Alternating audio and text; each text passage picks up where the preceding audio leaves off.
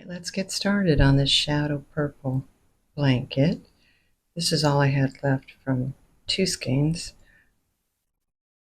and my blanket is 44 inches by 33 inches with just a small border. You're probably going to hear a whole bunch of thunder. Sorry if that's distracting to you. Storms a lot here. Each chain is around 1/2 inch, so chain approximately twice what you want your blanket to be. I chained 80 and mine ended up being 44 with the border, so that's about right. And I am going vertically. The pattern's going to be going vertically. It's all slip stitches, and I used a large hook, 12 millimeters, so that I could keep my stitches nice and loose. We're going to skip that first chain, go into the second chain. You can either go into the front. I did choose to go into that back bump. It's a little harder with this chenille type yarn. Pull that loop way up and then through. Because it's chenille, it kind of grabs. It's a little harder to pull your loop out this way. So I prefer. There's the front. And there's the back. So however you want to do this, front or back, it doesn't matter. Pull that loop up from this side, and you're going to do that all the way around. That will help keep your stitches even. And it's very important to keep your stitches as even as you can, or your sides will start to slant. If they do, just every now and then pull your blanket, fold it over corner to corner, lengthwise, long ways, and if your edges aren't meeting up on one side or the other, just simply pull, stretch it. You might need to steam it later and stretch it to get the sides even if your stitches have been off, but also make sure that you didn't miss any stitches or that you didn't add any stitches. You'll need to keep a stitch count. So if you did 80 like I did, you should continuously have 79 stitches. Pull that through and through. Then this way you don't have to worry about pulling it through on that side. It's easier to pull it through there. This is how it's going to look on your first row. Continue until you get to the end, and I'll meet you when we're ready for row 2. Obviously, this is a small sample size. I don't have that much yarn left. At the end of row 1, chain 1, keep it loose, turn. This is going to be a repeat of rows 2 and 3.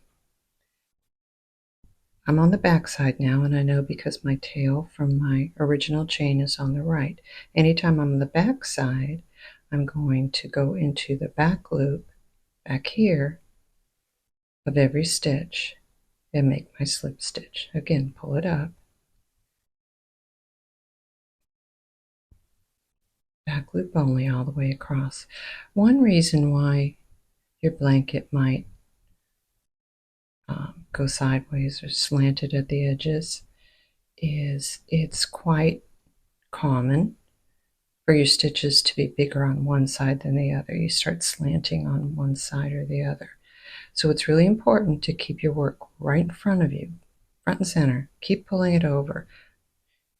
Don't keep it, it's especially as the blanket gets bigger, it's kind of easier to want to just leave it over here. But you can see where that would pull. This would probably pull more than this side. So just try to keep it front and center. All right, so we're on the back side, back loop only. It helps to just twist your work towards you and find that back loop. You'll be happy that you made your stitches loose. You'll be happy that you used a bigger hook. You don't have to. 10 millimeter would be the smallest I would suggest for this. I did use a 10mm for the first round of my border. You don't have to make a border. I just wanted to make something a little different on the edge.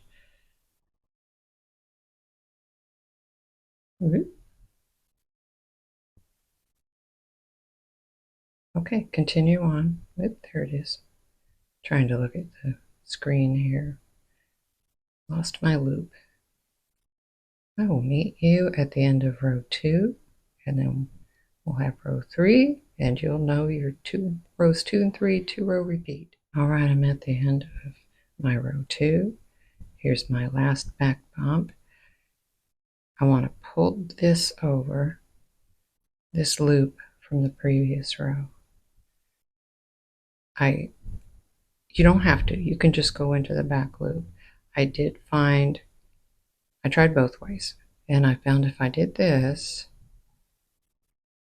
nice and loose, it was a lot easier to go into the edges for my border. But you can do it either way. If you're not doing a border, just go ahead and go into the back loop only, or go into both loops if you want to, just the last stitch only. Okay, we've turned. We're on row 3. We're on the front, and we know this, it's the right side because your tail is on the left. So whenever we're on the front, we want to go into the front loop only. There's your 2 loops, back loop, front loop only. Nice and loose, slip stitch, front loop only, nice and loose, slip stitch. And that's it. That's your 2-row repeat, row 2 and 3. When you're on the back, you go in the back loop. When you're on the front, you go in the front loop.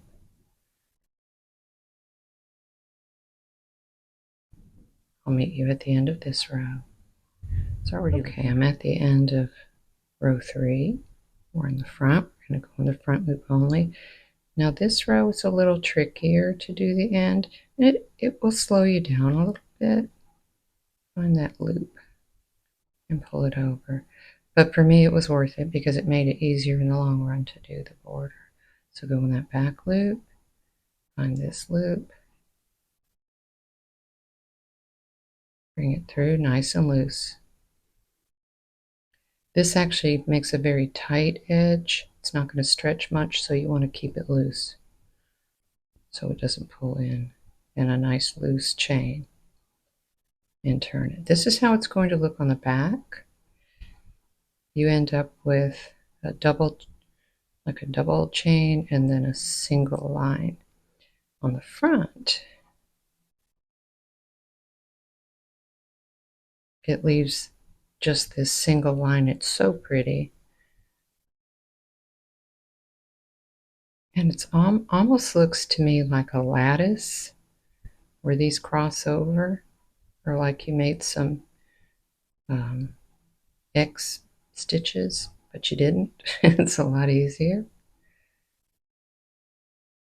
All right, so continue on rows 2 and 3 until it's as wide as you like. I went as far as I could where I knew I still had a little yarn left over, so you could probably make yours more like 35 inches if you used all of that yarn, or bigger if you get more yarn. I'll be back in just a minute and make a few more rows, and I will show you how I made my border. Just a note, sometimes it's hard to find that very last stitch. You think maybe this is part of this another stitch, but it's not. That's just part of the previous row. So turn it over, and there's your V. You don't have another V. I'm on the back, so I'm in the back loop only, and I do want to pull that loop over. It's easier if you do it before you put your hook in, and then go and make your last nice big loose Okay, just wanted to point that out. And if you are still confused, count your stitches. Okay, I'm on the next row, just to show you how confusing it can be at the end. It might look to you like this is the last stitch, but if you look closely, kind of pull on that one, you can see that you still have a V there. And that's your last stitch, and that's the piece that you're going to pull over to work into. Okay, this is again my little sample size. You can pull on each row as you go. I did use a little bit of steam on mine. I put a towel over my blanket.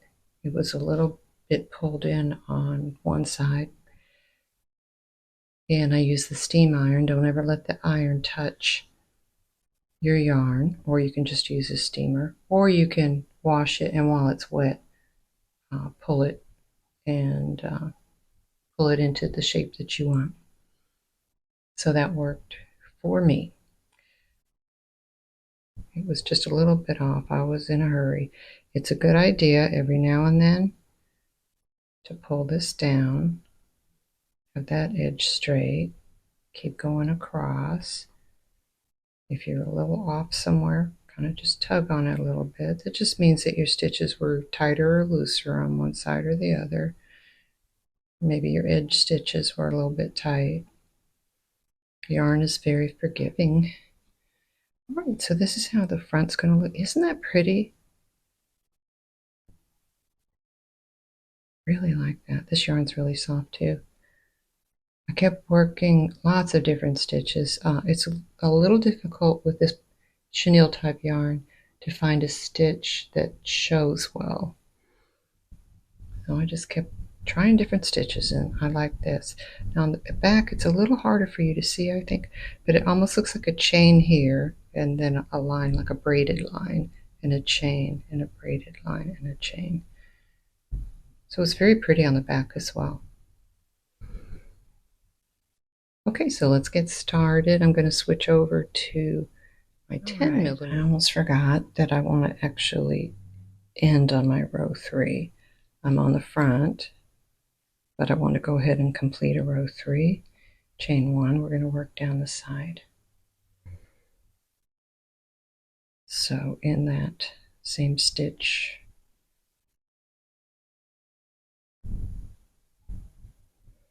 right there, make 3 single crochet. It's going to help your corner round out. 1, 2, 3. Now you're going to have 2. We already did this one. We'll have 1 above this line and 2 single crochets between these 2 lines. Because we already have this one, we'll go with 1 under 2 loops.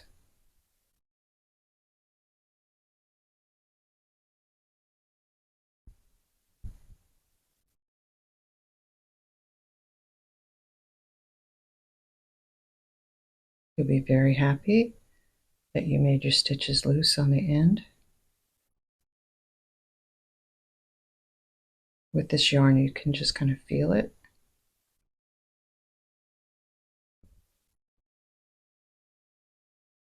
And those vertical lines there give you a nice guide. Kind of looks like you only have 1 stitch there, but you have 2. There are 2 rows there. Just kind of feel it, get it in there.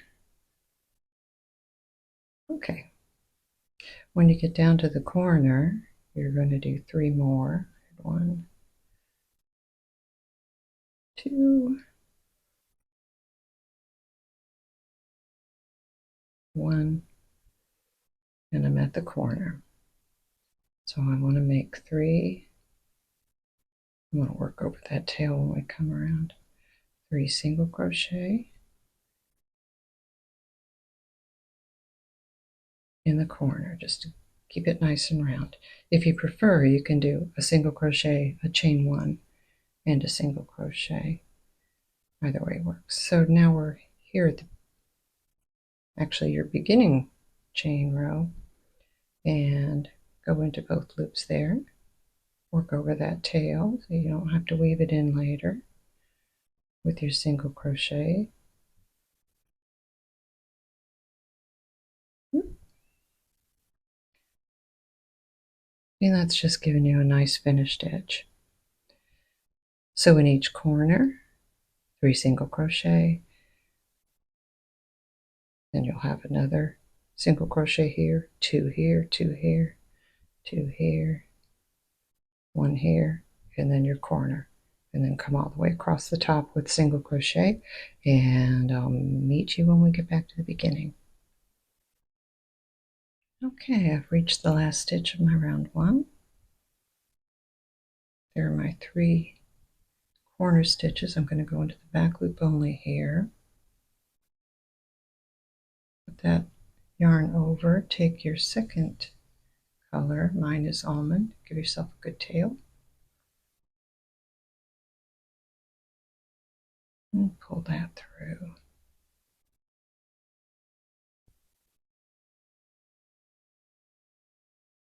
We'll go ahead, do chain 1 with that tail included, and that just gives you a little knot. Pull that tail through. Tighten it up. And if the purple, don't cut the purple yet because you're going to be using it again in round 3 if you're following my pattern. So in this round, everything is back loop only. You're going to find your middle. Here are my 3 stitches, 1, 2, 3. We just went into that. That actually was the first one. We're going to come into the middle, back loop only. And this is going to be your corner stitch of 3 single crochet. Nope. Everything is going to be back loop only. And let me show you what that does for you.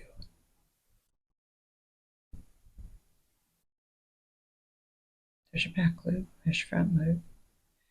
It's going to leave the front loop and give it a little bit of a raised edge.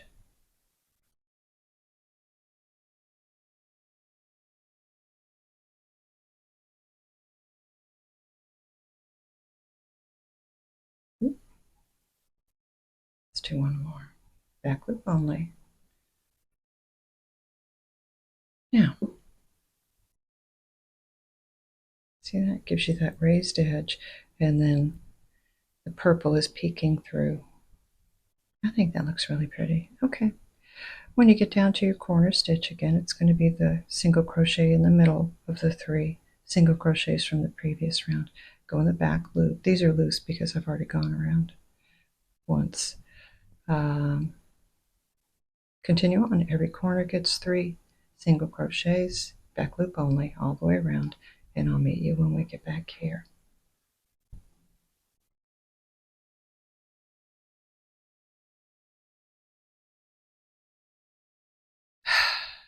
Okay, we're back to the beginning. There are my 3 single crochets. Let's go into that back loop. Actually, I can just drop that because I'm not going to make any more rounds with that color. And I'm going to pick up my purple if I can find the end. Ah, there it is. Still attached. We'll weave that in later.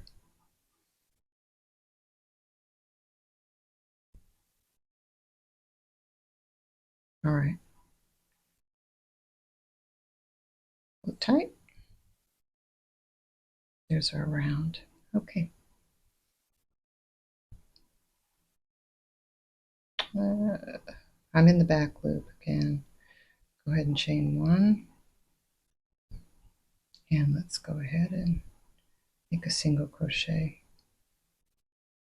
Again, this is going to be my last round. You can cut that yarn if you like, or just wait until we're finished.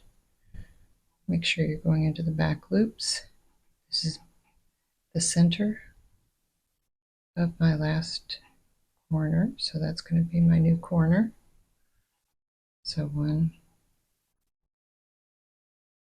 2,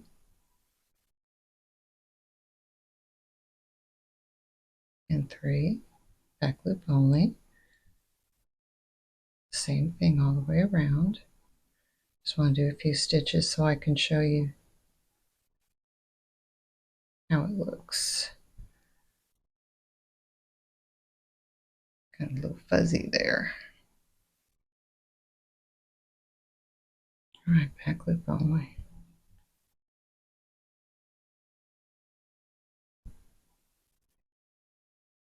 All single crochet. Okay, and now the almond is peeking through the purple. So continue around and I'll just meet you here. That will be the end of my border. You can continue making more rounds if you like. I'll meet you in just a second. I am at the end of round 3. I'm going to cut, I could have cut the almond yarn, but I'm actually going to use that for something else, so I didn't want to waste it. But you could cut your almond yarn and weave it in. I'm going to do an invisible join. So this is my last stitch. I'm going to switch over to a much smaller hook. You could do this, pull it through, don't chain, just pull it through. You could do this with a needle. I find it easy to do with a small hook, and I didn't have a needle readily available. Skip this stitch, go into the back of this stitch, both loops.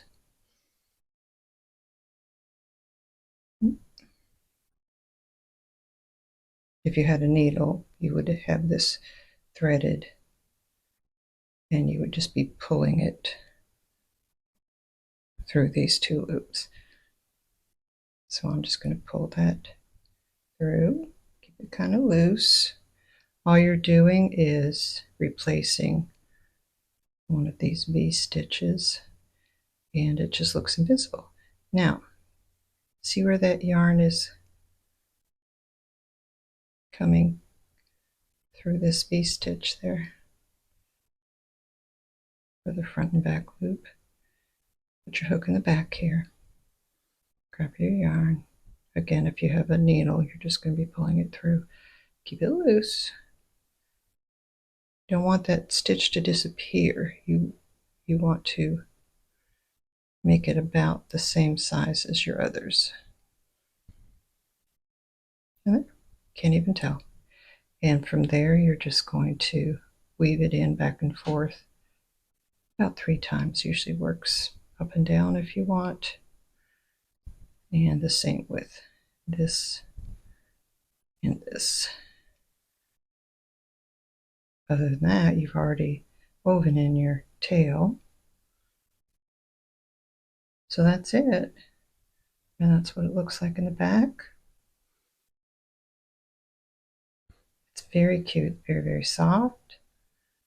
Love this stitch. Looks like lattice to me. I think it's so pretty. With or without the border, I would definitely suggest that you at least do the single crochet around the edge just to finish it off nicely. All right, that's it for today. I hope you enjoyed this pattern. If you have any questions, leave it in the comments. All my patterns are free, my written patterns, at www.i-crochet.com. And I'd love to hear from you. Thanks for watching.